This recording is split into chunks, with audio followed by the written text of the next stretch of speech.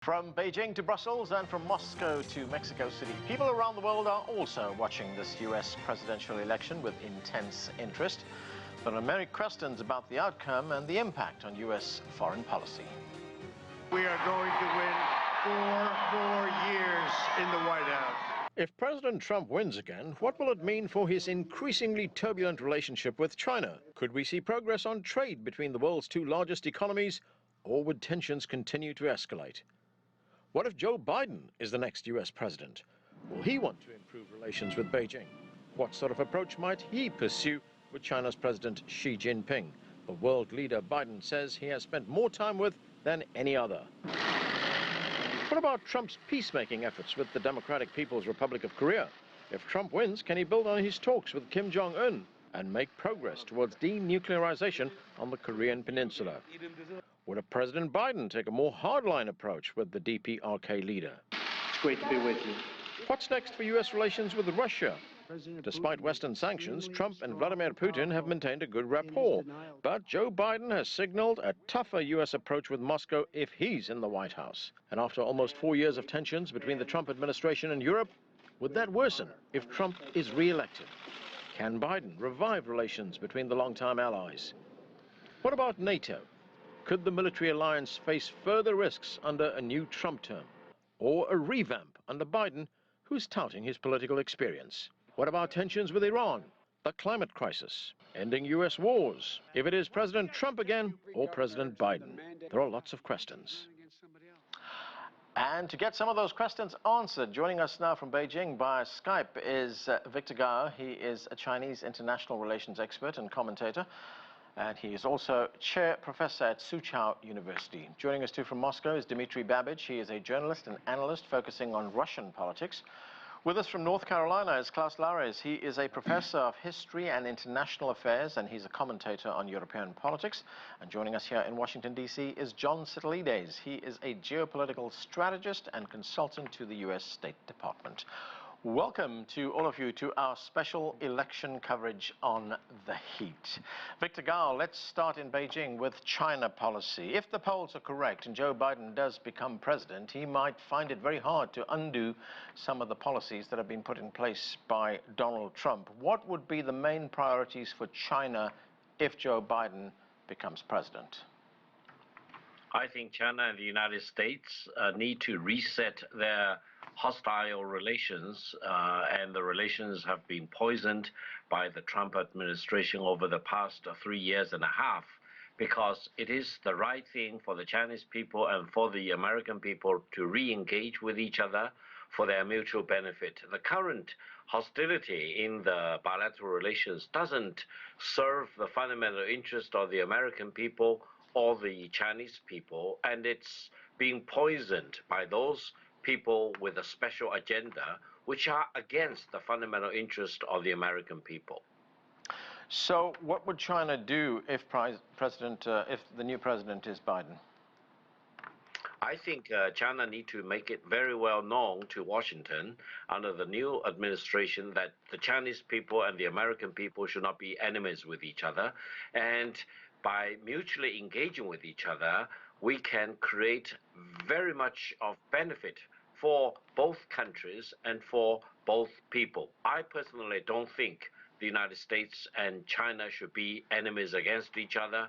We can get along with each other, whatever our differences, and it would take a lot of wisdom and courage and vision for leaders of both countries to overcome the differences and build up our common ground for our mutual benefit. So re-engagement, diplomacy, dialogue, mutual respect between the two countries will be utmost importance going forward.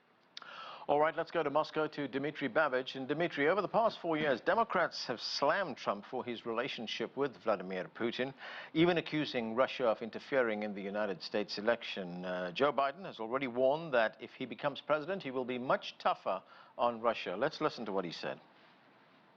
I'll be a president who will stand with our allies and friends and make it clear to our adversaries the days of cozying up to dictators is over. Under President Biden, America will not turn a blind eye to Russian bounties on the heads of American soldiers. Just to be clear, there is no evidence that Russia offered any kind of bounties for American soldiers. But Dmitry, how do you think Vladimir Putin would respond to a Biden presidency? What would it mean for Russia?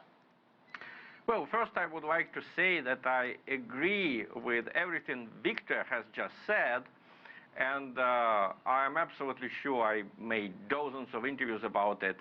99% of the Russian elite would have the same words for the United States from the Russian side. We want to re-engage, and I would say that there was not a single sign of hostility from Russia.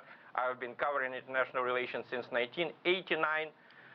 It was under Gorbachev that the Russian elite basically made an attempt to engage with the West and to make Russia part of what used to be civilized world, which luckily has become much larger since 1989.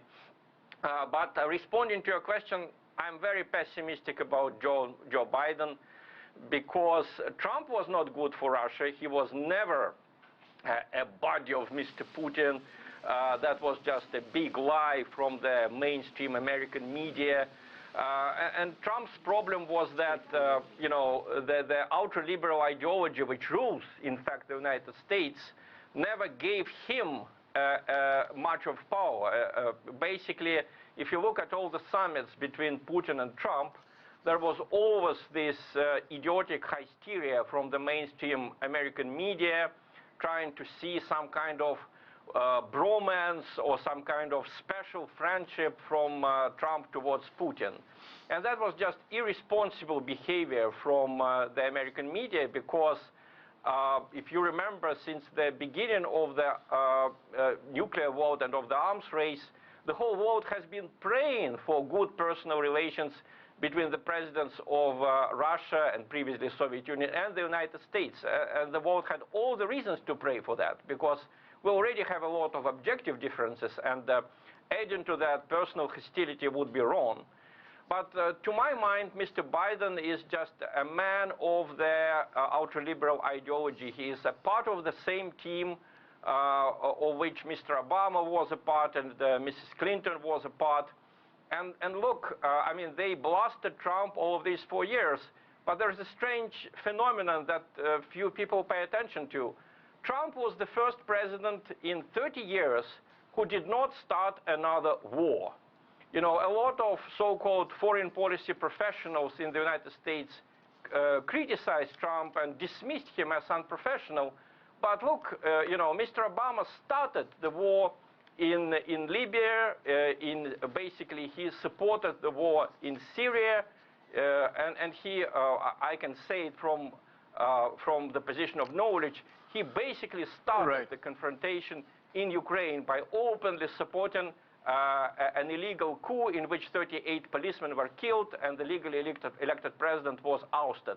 Okay. So I have no good predictions for Mr. Biden, but if Mr. Trump wins, I'm sure that the so-called Democrats will simply not concede a defeat. They will argue every inch of the territory. They will say that Trump did something wrong with the mail-in votes. So I expect this to be an election of Mr. Biden, not an election of two candidates running. Okay, Klaus, Larres, let's talk about the relationship between the United States and European countries. These relations have taken a hit during the Trump presidency. You will remember, of course, that Trump confronted European leaders over NATO contributions. So right now, what's the mood in European capitals? Yeah, I agree that a reset with both China and Russia is utterly necessary, and I think it is also necessary to have a reset with Europe. And it would be much easier to have a reset with the European Union and the individual European countries, because there is a strong desire for American leadership still around in Europe. It has to be constructive, it has to be predictable and benign leadership, but the Europeans are actually quite happy with a good, constructive, predictable president who will take the leadership again, for example, in NATO. So if there were a President Biden, I'm sure he would be much more positive toward NATO, which would be much appreciated in Europe. He would also insist on higher defense contributions by the European NATO members, and I think they see that themselves, that they have to do something about that. President Biden would have less personal animosities with European leaders such as Angela Merkel. You know, Trump and Merkel are almost openly hostile relations, which is of course very poor and very bad, and that would not happen under President Biden. And I think also the trade relationship between the Europeans and the United States will become much, much better. Biden has already said that he will get rid of tariffs if at all possible, and that there's even talk around that a zero trade relationship may be implemented between the Europeans and the United States. And then also I think what we recently saw, the inauguration of an EU-US dialogue on China, though that has been done yet now under the Trump administration, I can see that the Biden administration will continue that sort of dialogue, but perhaps make it more constructive, more predictable, and more constructive. So I'm actually quite positive that Biden will be very good for transatlantic relations. John, President Trump has really transformed American foreign policy over the past 4 years. He's adopted the policy of America first. He's turned his back on globalization, really, and he's pulled out of a number of international agreements. If he's re-elected, is it going to be more of the same? I don't see a reason why it wouldn't be more of the same if he believes that it's been a very successful foreign policy overall. And even if he's conducted himself in a very unorthodox and a very different manner, yes, I think this will be a large continuation, especially as it pertains to the U.S.-China relationship, which now involves a geopolitical competition not only in Asia, but on a global scale, and unfortunately a technological war that was probably launched by China's Made in China 2025 policy in 2015. As it pertains to Russia, it'll be very difficult to see how Joe Biden would have a tougher stance on Russia when it's been the Trump administration that's imposed sanctions on some of Vladimir Putin's top cronies. NATO is spending another $100 billion to rearm itself against the possible Russian threat. Energy prices have collapsed. It's done great damage to the Russian economy, and the Trump administration is providing arms to Ukraine. So I don't see what a tougher Biden policy there looks like. And as it pertains to Europe, there's going to be new German leadership. Chancellor Merkel, of course, is retiring from politics.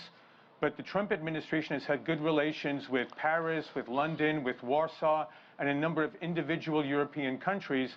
And U.S.-German relations can improve, but I think a lot of the steps need to be taken by Germany, especially weaning itself from greater dependence on Russian oil and natural gas. Victor Garr, a few points I want to raise with you on what John said there. A technology war, do you see that take place between China and the United States? I mean, we just heard Chinese leaders at that plenary session in Beijing talk about more self-reliance. They don't want to depend on other countries, especially the United States, for technology. Well, it is the Trump administration and his cohorts in Washington who will raise the question of decoupling of China with the United States, which in itself is really indulging in fantasy. However, when Trump and his associates are constantly talking about decoupling and taking all the measures to whack at the kneecap of China in terms of Huawei, ZTE, TikTok, Tencent, you name it, it really raises alarm in China. It really destroys any confidence in the United States as a steady trading partner. So I think if there is any problem, it's created by Washington itself.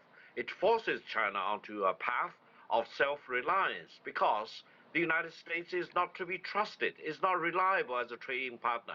It's against globalization, it's against the market economy, it's against the economics 101, for example.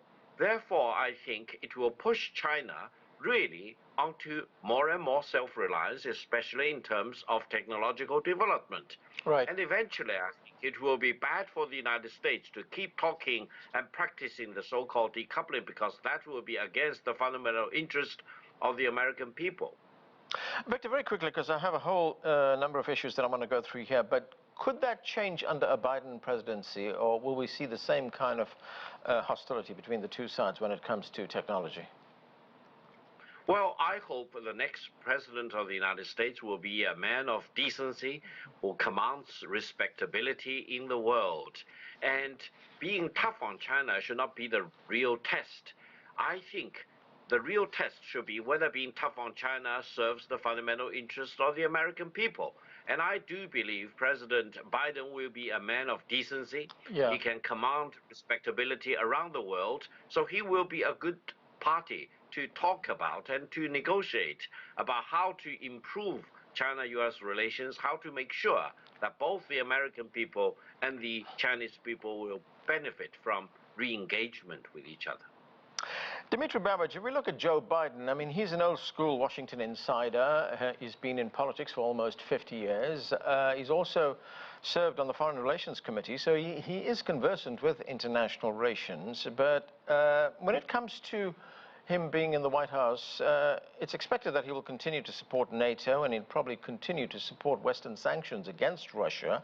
But on the other hand, there are areas where the United States and Russia can cooperate, especially in the field of arms reduction, as well as strategic stability. Where do you see it going? Well, unfortunately, I'm not as optimistic about Biden as John or Klaus, and with Victor, I would add that there is another irritant. First, I don't believe Biden will improve much of the economic relations between the United States and China, because, let me remind you, it was Mr. Obama who launched the TPP, Trans-Pacific Partnership Initiative, which did not include China and Russia. I mean, how can you build Trans-Pacific Partnership without including the two elephants in it, China and Russia? And that was when Mr. Biden was vice president. And of course, Mr. Biden will support the uprising in Hong Kong, which, unfortunately, all of the Western world supports for ideological reasons, I think disregarding the opinion of a lot of people in Hong Kong, probably the majority of Hong Kong's population. And the same policy, unfortunately, will be conducted most likely under Biden towards Russia. I mean, this is a policy based on ideology, not on facts. Even when John was speaking, he said about the Russian threat to Europe. Well, I mean, just look at the facts. Russian military budget is just 27% of the military budget of European NATO members. How can Russia attack, a military alliance which is many times stronger? Yeah. And it was not Russia that was expanding towards NATO. It was NATO that has been expanding since 1999 quite unnecessarily and disregarding the agreements reached before in the 90s, right, especially the Paris Agreement of 1997, which is almost dead now. So I expect a lot of dangerous policy from Biden, not because he is a bad man, but because he represents a very dangerous radical ideology. All right. And unfortunately, I don't expect him to take facts into account. Mm-hmm. Klaus, Larres, let's talk climate change. This is a big issue for the entire world. Dealing with the climate crisis is going to be critical for the world. On this issue, Trump and Biden have very different views. Let's listen to this exchange. It's from a recent debate between the two men. Let's watch. The Paris Accord, I took us out because we were going to have to spend trillions of dollars, and we were treated very unfairly. When they put us in there, they did us a great disservice. Climate change and climate warming, global warming, is an existential threat to humanity. We have a moral obligation to deal with it. So, Klaus, just on this issue, how will the outcome of the election really matter? Oh, it will matter a lot. But may I just say something about Russia at first? I mean, a reset is required. I agree with that. But of course, Russia needs to bring something to the table. And it was, of course, Russia which annexed Crimea in 2014. It was Russia which semi-invaded eastern Ukraine and is still active in a foreign sovereign country which does not belong to Russia. So I think if President Putin was bringing something to the table and offering some new new constructive policy about, for example, the Ukraine issue, also the Crimea issue, then I think President Biden would be open to re-engage in a very constructive way with Russia, and that would be good for all of us. Right, I fully Klaus, agree. regarding what about the fact, yeah? Klaus, that NATO did expand eastwards? This is very true. Yeah. Yeah, this is very true, and that is a bone of a contention, and this may have been not the right policy, but that is now many years ago, and you cannot unexpand. This is not possible. Of course, the West is not innocent in having escalated difficult relations with Russia, but more recently, it really was the annexation of Crimea and the Ukraine military adventure by Russia. And the expansion of NATO can really not be compared with the annexation of territory and warfare. That is really on a different level. So I think the ball is here in Russia's court. And if they did something about Ukraine and Crimea, in particular about eastern Ukraine, I think a President Biden and possibly also a President Trump would be very open to a genuine reset. Yeah. John, you know, as Dmitry pointed out, President Trump has not started a new war, and he says he wants to end America's wars. He's called them America's forever wars. But would a President Biden, who we know was a staunch supporter of the war in Iraq, but would he want to insert the United States into Syria, perhaps continue the war in Afghanistan, and engage in other kinds of military actions in the Middle East? Well, it's tough to anticipate what kind of crises may unfold over the next 4 years and what exactly President Biden would do.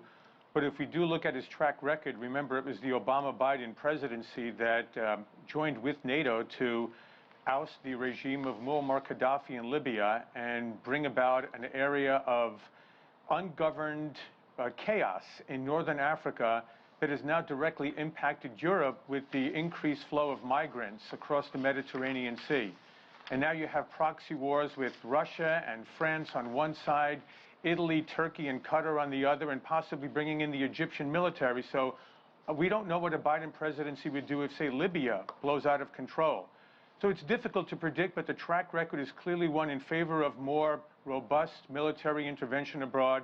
And President Trump is telling his voters, or has been telling his voters, that he promised to withdraw, no more wars, and his campaign has been one of promises kept. Victor Gao, what about the issue of denuclearization and the Democratic People's Republic of Korea? Joe Biden could take a much harder line against Kim Jong-un than President Trump. But regardless of who wins, do you see the United States playing any kind of constructive role on getting rid of nuclear weapons on the Korean Peninsula, or could we have President Biden provoke a confrontation? Well, I think denuclearization on the Korean Peninsula should be the top priority going forward over the coming 4 years. But it will take a lot of wisdom and good strategy for the United States, for countries like China, Russia, etc., to be all involved and to create enough incentive for the DPRK government to eventually and finally give up the nuclear weapons in their possession in exchange for assurances for their security and for the survivability of their regime.